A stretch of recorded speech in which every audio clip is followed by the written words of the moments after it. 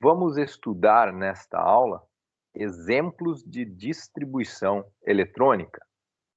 Lembrando que estamos falando dos átomos que possuem núcleo e eletrosfera. A eletrosfera possuem níveis, também chamados de camadas, e esses níveis são divididos em subníveis. Porém, isso é energia. Nós não podemos imaginar esse tipo de representação aqui. Nós não podemos querer representar os níveis fazendo desenhos. Como se, por exemplo, olha aqui comigo, se por exemplo, o nível 3 começasse no 2 e fosse até o 4. Essa ideia não é verdadeira, tá? O que é o nível 3? Um conjunto de pontos que tem uma determinada faixa de energia. Eu chamo de nível 3. Como essa faixa de energia é grande, eu posso subdividir em faixas menores de energia, que são os subníveis S, P, D e F. Agora, quando eu pego um subnível para analisar, o que é o subnível? Ele também é o conjunto de pontos que tem aquela faixa de energia. Quando a gente fala, mas como é que é o formato de um subnível? Os subníveis, a gente diz que eles são feitos de orbitais. A gente divide eles em orbitais. E a gente tem orbitais do tipo S, do tipo P, do tipo D, do tipo F. Então eu vou te mostrar aqui, ó. Dá uma olhada. O subnível S, ele seria formado unicamente de um orbital S. Agora, o orbital é o quê? É uma bolinha bonitinha que dá para fotografar? Não. O orbital é o seguinte: o elétron ele pode estar em qualquer ponto dessa esfera imaginária aqui. Então, um orbital S é uma representação de todos os lugares possíveis para um elétron estar se ele tiver num subnível S. O que seria um subnível P? Vamos lá. O subnível P, ele tem um formato que seria mais ou menos esse. Por que o subnível P, né, ele tem uma maneira diferente, né? Porque estamos falando no subnível P, nós temos um espaço diferente para os elétrons estarem, um espaço maior. O subnível P ele comporta mais elétrons porque ele tem mais orbitais. Independentemente do tipo do orbital, um orbital comporta 2 elétrons.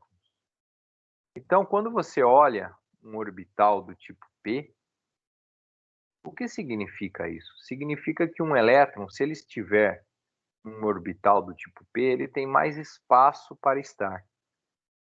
Ah, então o subnível P, ele é formado passos como esse, que daria para fotografar, daria para eu ver essa imagem? Não.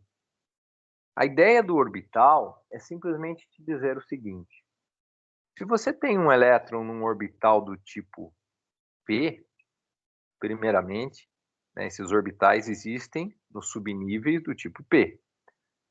Então, se você tem um elétron subnível P, ele é um elétron que tem mais espaço para se movimentar, vamos dizer assim. E se a gente fotografasse, pudesse fotografar todos os locais onde o elétron é visto, e juntasse todas as fotografias, daria uma imagem dessa. Então, quando a gente mostra assim, um orbital, ele não é um lugar físico, não é uma coisa que dê para fotografar, ele é apenas, ele representa, né, a área por onde o elétron pode brincar lá naquele tipo de subnível. Se você está num subnível D, olha só como aqui mais uma representação, né, da situação nos orbitais S e nos orbitais P. E se você vai para um subnível D, olha, existem regiões maiores para o elétron se movimentar. E ainda teria o subnível F, olha só, o subnível F seria uma coisa ainda maior. Você pensa que você vai querer decorar esses formatos? Não há necessidade. Aliás, não faz nem sentido, tá? Você querer decorar isso aqui.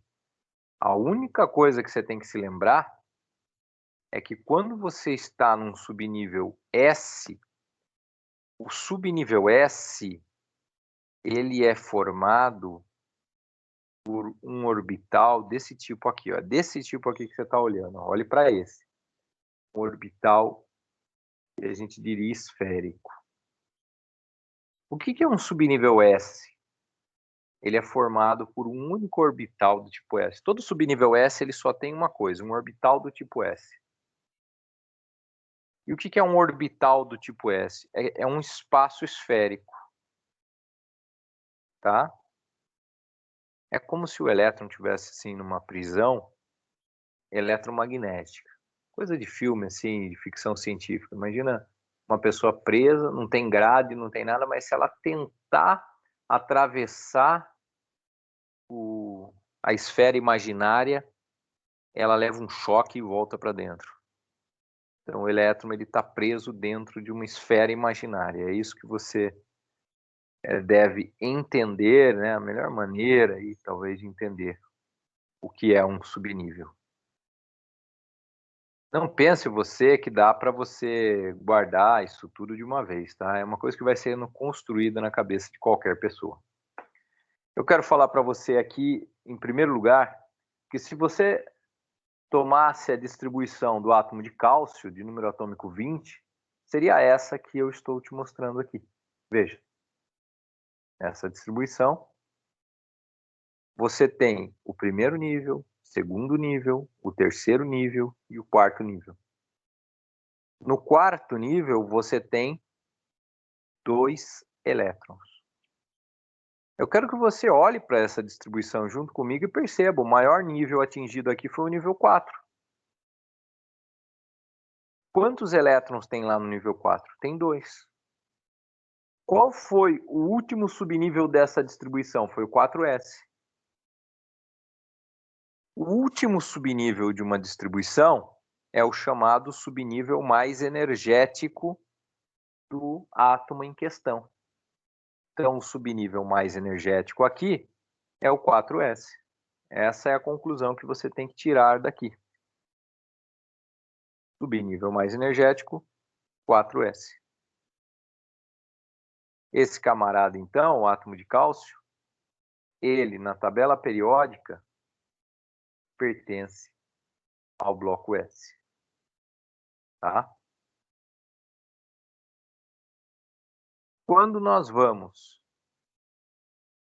para a análise, né, desse elemento, nós pensamos o seguinte: quem é do bloco S é de família do tipo A. E quando a família é do tipo A, o número de elétrons de valência, ele me dá o número da família. Esse cara é da família 2A. Essa é a conclusão que você tira dessa situação aqui. Você tem um elemento químico da família 2A. O subnível mais energético dele diz o bloco. E pelo bloco você sabe que ele é de família A. Aí você pode usar essa regrinha. O número de elétrons de valência diz o número da família. Quando você faz a distribuição eletrônica, o maior nível é o nível de valência. Ele te indica o período do cara na tabela periódica. O que é período? É a linha que o cara está. 1, 2, 3, 4.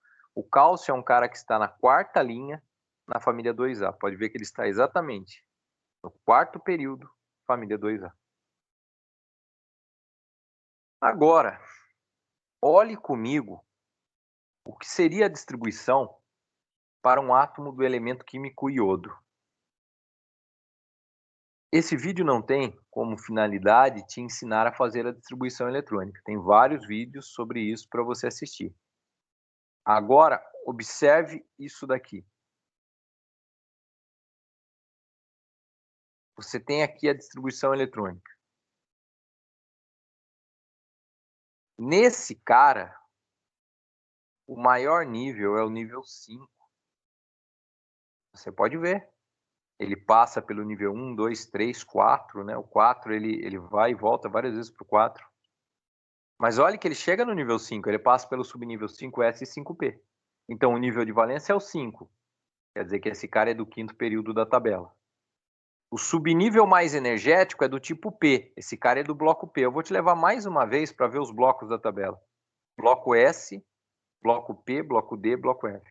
Quem é do bloco S ou P é família do tipo A, é elemento representativo. Olha como são numeradas as famílias do tipo A. 1A, 2A, depois recomeça lá no bloco P. 3A, 4A, 5A, 6A, 7A, 8A. Então, quem é do bloco S ou P, você tem a garantia que o cara é família do tipo A. E só quando o cara é família do tipo A que você vai poder fazer o que eu vou te dizer aqui. O número de elétrons da última camada, o número de elétrons de valência, te diz o número da família. Então, esse cara é da família 7A. O átomo de vanádio, de número atômico 23, e veja, por ter número atômico 23, eu sei que tem 23 prótons e, portanto, 23 elétrons. Né? E lembrando você, se eu falo átomo, eu estou falando do cara neutro. Se ele estivesse carregado, eu teria que chamá-lo de íon. Eu falo numa boa aqui, átomo de vanádio, e pronto, você já sabe que ele é neutro.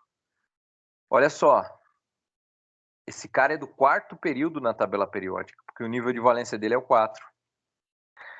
Então você vai me dizer assim, lá no seu nível de valência ele tem 2 elétrons. De fato, tem 2 elétrons no nível de valência. Não, ninguém está dizendo que não tem. O nível de valência é o último nível, a ideia continua a mesma. Só muda uma coisa, ele não é da família 2B, porque essa regrinha do número de elétrons de valência ser o número da família só vale para a família do tipo A. E quando é família do tipo B, como é que se faz? Aí você pega o maior subnível do tipo S e o maior subnível do tipo D. Vamos pegá-los? O maior subnível do tipo S, veja, passa pelo 1S, 2S, 3S e 4S. O maior subnível do tipo S é o 4S. O maior subnível do tipo D, veja, ele na verdade só passa por um subnível D, mas se tivesse mais, você olha o maior, tá? Se tivesse um 4D, você ia lá no 4D. Então você olha o número de elétrons do maior subnível S e o número de elétrons do maior subnível D. Quando você faz essa soma, você obtém o número 5. E esse será o número da família do cara, 5B. Então, quando a família é do tipo B, é assim que se faz para ver o número da família.